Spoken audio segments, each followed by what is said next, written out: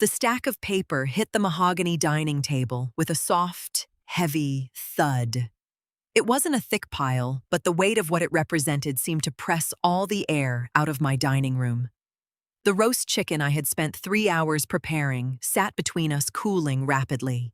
150,000, my daughter-in-law Chloe announced. She didn't look up from her wine glass, just swirled the pale liquid lazily. That's the final tally for the beach house renovation. The contractors need the first huge transfer by tomorrow morning. I blinked, looking at the printed invoices. Custom cabinetry, imported marble countertops, a complete teardown of the wraparound deck my late husband had built. I reached out, tracing the edge of the top page. "You completely gutted the Cape May house," I murmured, noting the dates on the work orders. They had started weeks ago. It needed an update. Cynthia Chloe sighed, finally meeting my eyes. Her tone held that familiar, patronizing edge. "We're hosting our friends there next month for the summer kickoff. Obviously, we couldn't have them staying in a place that looks like a 1990s time capsule. Just transfer the funds from the family trust account tonight." I looked over at my son, David. He sat perfectly still, his eyes fixed on his plate, cutting a piece of chicken he had no intention of eating. He always folded when Chloe pushed. He never intervened. And I hadn't even been invited to this grand summer kickoff at my own property. Not a text, not a casual mention, just the bill. I didn't cry. I didn't raise my voice. I simply picked up the top receipt, read her signature on the authorization line, and smiled. It was a small, quiet expression. I picked up my phone, dialed my wealth manager's private number, and put it on speaker. Greg answered immediately. "Cynthia," he greeted warmly. I looked right at Chloe and spoke clearly. "You were right, Greg. Cancel everything today." A heavy silence fell over the table. Chloe's wine glass stopped swirling. Her perfectly arched eyebrows pulled together in a deep frown. "Cancel," what she demanded, dropping her hands to the table. Through the speaker, Greg's voice remained perfectly professional. "The joint access on the primary trust, the secondary checking, and the auto-pay features, yes." I confirmed, keeping my eyes locked on my daughter-in-law. "Revoke David's authorization immediately. Freeze any pending transfers initiated in the last 48 hours. "Done," Greg replied. "You're the sole signatory now. Have a good evening, Cynthia." I ended the call, setting the phone down next to the towering stack of invoices.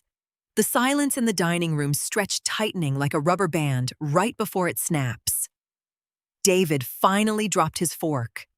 It clattered loudly against his ceramic plate. "Mom, what are you doing?" he asked, his voice shaking slightly. "Securing my finances," I answered, leaning back in my chair. Chloe let out a sharp, breathless laugh. It sounded entirely hollow. "You can't do that. We have contractors working right now. The roof is half off. The kitchen is stripped to the studs. They are expecting their payment tomorrow morning. Then you should probably figure out how to pay them," I pointed out, taking a calm sip of my water. "It's your house." Chloe snapped her face, flushing a deep, angry red. "You're the one who pays for the maintenance. We just handled the logistics for you because you're getting older, and we thought we were helping." "Helping yourselves," I corrected gently. "You hired luxury contractors to build your dream vacation home on my property, without my permission and without inviting me. And you signed the contracts, Chloe. I saw your name right there on the dotted line." David swallowed hard, looking back and forth between us. "Mom, please. We just thought. We figured you'd want the place upgraded for the family." "I do want the best for my family," I agreed softly. "Which is why I'm letting you two handle the responsibilities of the adults you claim to be." Chloe grabbed her phone, her fingers flying across the screen. Chloe aggressively tapped her banking app, her face growing paler by the second. I didn't need to see her screen to know what she was looking at. The shared family account, which usually held a comfortable buffer of my late husband's savings, now showed a flat zero on her end. Access denied. This moment hadn't materialized out of thin air. I had seen the warning signs months ago. The slow, methodical way Chloe had been taking over the beach house. First, it was throwing out my vintage patio chairs because they were tacky. Then, it was changing the security code and conveniently forgetting to text me the new one. I hadn't argued back then. I didn't throw a tantrum or demand respect. I simply drove down to Cape May on a Tuesday when they were both at work, packed up all my personal photo albums, my husband's tools, and the sentimental items I cherished. I moved them to a secure storage unit. I let them think they had won the space. "You moved the money," Chloe whispered, staring at her screen in disbelief. "You actually took it all out." "I moved my money," I clarified, "to an account requiring only my signature, a step I took yesterday morning." David rubbed his temples, a gesture he always used when a reality he couldn't ignore finally caught up with him. "Mom, this is insane. We don't have $150,000 in our personal savings. If those contractors don't get paid, they'll put a lien on the house." "They can try," I replied, entirely unbothered. "But they'll find that I never authorized the work. The contract is strictly between Chloe's LLC and the builders. I checked the public permit filings 2 days ago." Chloe's head snapped up. You knew we were renovating and you waited until now to do this. I knew you pulled a permit." I countered. "I didn't know you were sending me the bill until you threw it in my face tonight." The air in the room grew thick. "We are not paying for this," Chloe declared, crossing her arms tightly. "It's your property, Cynthia. Legally, any improvements benefit you." "Improvements I never requested," I reminded her. I picked up the heavy stack of paper, squared the edges neatly, and slid it right back across the table. It stopped inches from her plate. "You ordered custom Italian fixtures. You ordered a wraparound deck extension. You pay for it." David reached out, touching his wife's arm. "Chloe, maybe we can just talk to the builders. Ask them to pause the work until we sort this out." "Pause the work?" she shrieked, batting his hand away.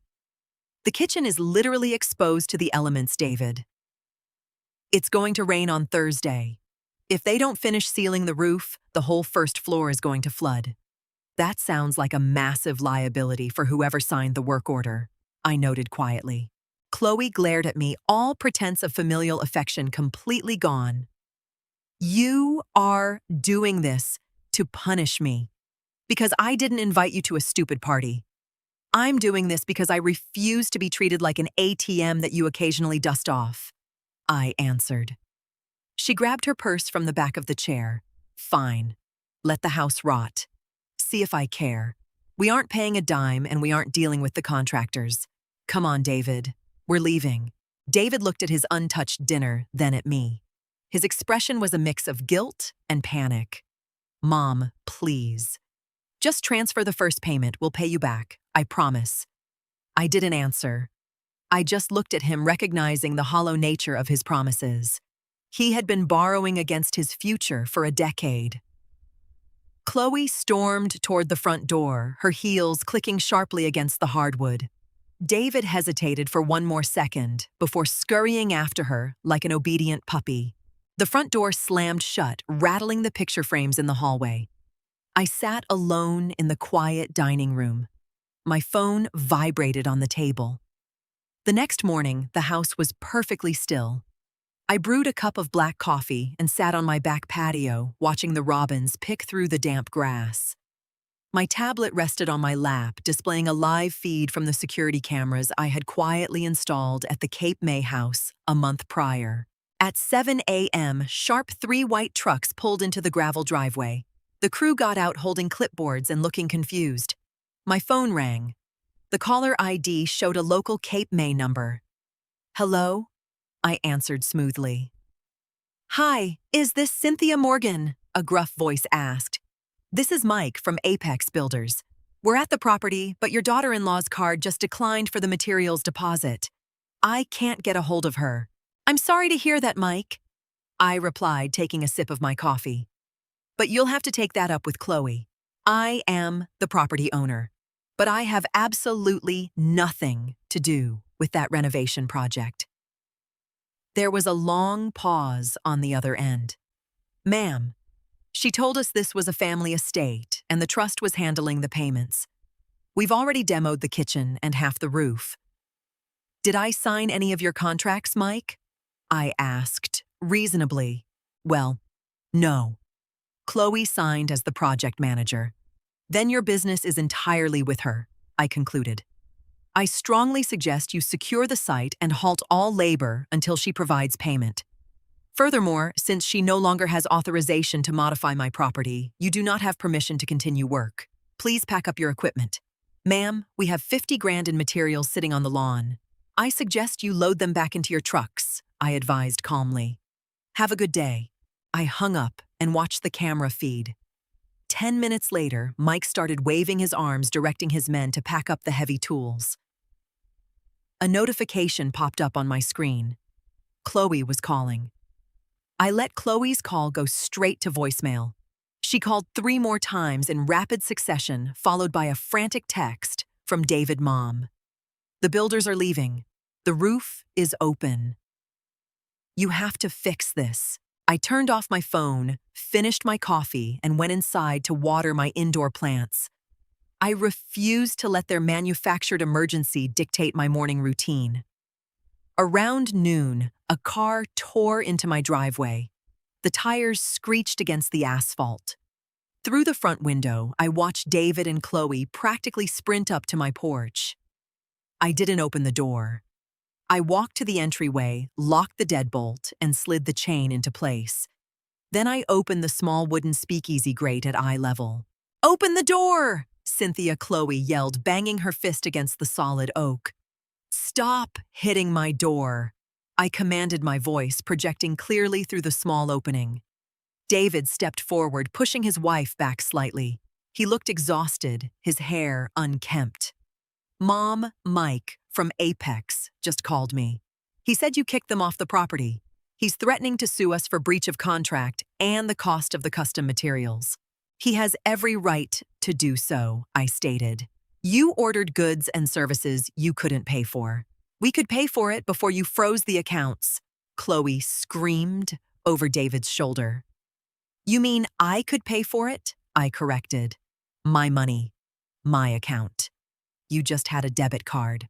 "We're family," David pleaded, pressing his hands against the doorframe. "You're really going to let us get ruined over this? We don't have the cash."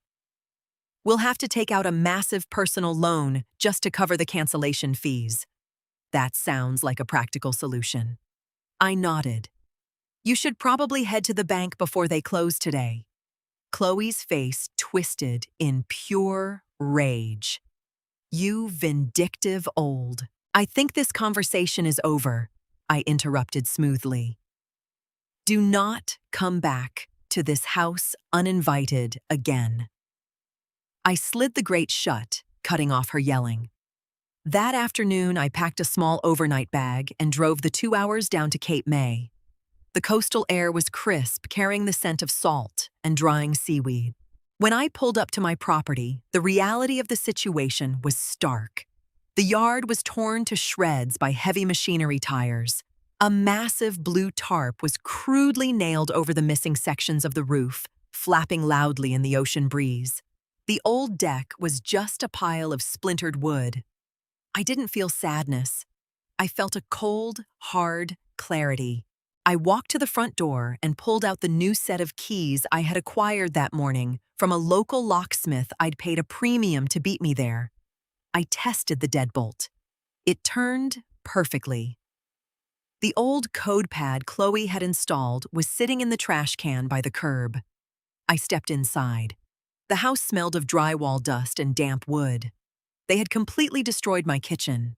As I stood in the wreckage of what used to be my favorite room, a silver SUV pulled into the driveway. Chloe jumped out, phone to her ear, looking frantic. She marched up the steps, entirely ignoring me standing in the open doorway. She punched her code into the space where the keypad used to be, only to find bare wood. She stared at it confused, before finally looking up and seeing me. "What did you do with the lock?" she demanded, dropping her phone into her purse. "I replaced it," I answered, leaning against the doorframe. "This is private property." "I need to get inside," she insisted, trying to push past me. I left my designer sunglasses and my laptop in the master bedroom. "I need them to sort out this mess you created." I didn't move. I simply held up a large, heavy-duty trash bag. It clinked with the sound of her expensive sunglasses case hitting her laptop charger. "I packed your things," I said, dropping the bag onto the porch directly at her feet. "Take them and leave." She stared at the trash bag like it was a live grenade. "You put my $1,000 laptop in a garbage bag," Chloe gasped, taking a step back. "It's a very durable bag," I noted dryly. "Now please leave my property before I hire someone to remove you." David's car pulled up right behind Chloe's. He jogged up the lawn looking even worse than he had that morning. He saw the trash bag, then looked at me standing firm in the doorway. "Mom, the bank denied our loan application." He confessed, his voice cracking. "Our debt-to-income ratio is too high. Mike from Apex said if we don't have $50,000 by Friday for the custom marble and the labor already done, he's sending it to collections." Chloe spun around. "What do you mean they denied it? Did you tell them about your expected inheritance?" I nearly laughed out loud. "Expected inheritance. They don't loan money on assumptions, Chloe," I pointed out. "They loan on collateral, which you don't have." "Mom, you have to help us," David begged, stepping over the trash bag. "We'll lose our apartment if they garnish our wages.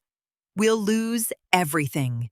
"You won't lose everything," I reasoned. "You'll just have to downsize, sell your cars, stop taking vacations, learn to live within your actual means rather than mine."